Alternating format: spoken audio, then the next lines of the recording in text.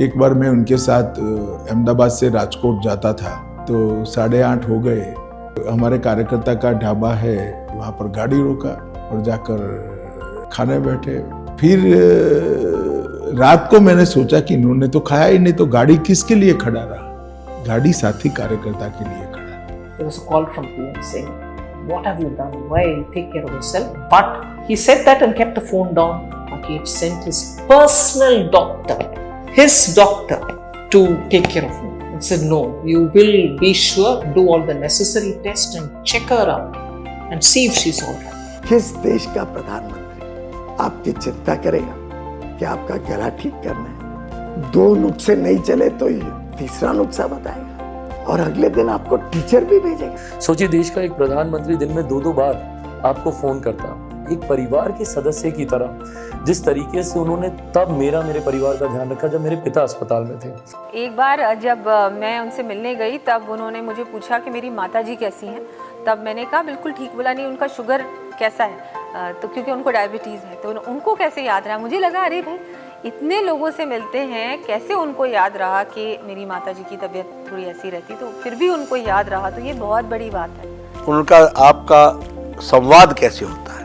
मैंने कहा संवाद तो विधानसभा के अंदर ही होता है। तो कहा इससे काम नहीं चलेगा, आप एक काम करो, आप विपक्ष के नेता हैं, आप पूरे प्रदेश में सूचना दे करके पब्लिकली कि विपक्ष का नेता इतने बजे इस सर्किट हाउस में दिन भर लोगों की ग्रीवेंसेस को सुनेगा।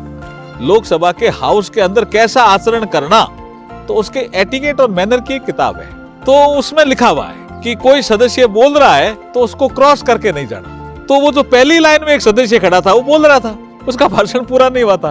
उसके बाद शायद निर्मला जी का था, मुझे ऐसा लग रहा है, तो वो बोल रहा था। साहब वहीं खड़े हो गए, साहब हम तो पीछे थे। तो 1-2 ने किसी ने सलाह भी दी कि साइड से निकल जाता है, लेकिन वो टीवी में दिखता है। और वो सदस्य जो बोल रहा था उसको पता नहीं पीछे प्रधानमंत्री आ गए, तो वो 5-7 मिनट बोलता जा और साहब खड़े ही रहे। ये हमें सीखने को मिलता है साहब से। मोदी जी ने जब हमें हौसला दी, मार्गदर्शन दी, तुरंत हमने तय किया कि असम के अंदर हम फल फूल औषधि, असम की बायोडाइवर्सिटी को प्रिजर्व करने के सिलसिले में, प्रमोट करने के सिलसिले में हम लोगों ने 10 करोड़ पेड़ लगाने का निर्णय किया। तो हमारे कार्यकाल में ही मोदी जी के मार्गदर्शन से, आशीर्वाद से हमें 9.5 करोड़ का पेड़ लगाया। राष्ट्रीय अभ्यास वर्ग नागपुर में लेने का तय हुआ। मोदी जी आए, हमने उनका स्वागत किया और उसके बाद हमने उनको पूछा, मोदी जी को मैंने स्वयं पूछा कि देखिए रहने की व्यवस्था तो यहाँ पर भी है, बाहर गेस्ट हाउस में भी है। तो मोदी जी ने अपने अंदाज में कहा हम तो भाई यहीं रहेंगे।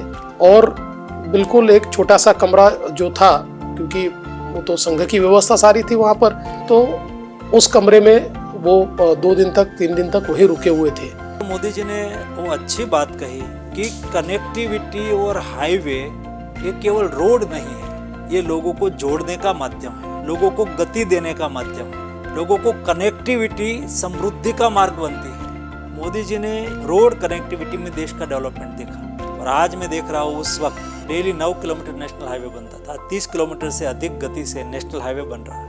मुख्यमंत्री के पद में रहते हुए भी एक ऐसे कार्यक्रम में आए थे जहाँ उनके सम्मान के लिए बुलाया गया था, उनको मंच में होना था और मंच में ना आके सीधे वहाँ कार्यकर्ताओं के साथ गली में बैठे हुए देखा, तो मुझे लगा कि ये निश्चित रूप से व्यक्ति सोच से बहुत बड़े हैं, ये सोच बहुत बड़ी।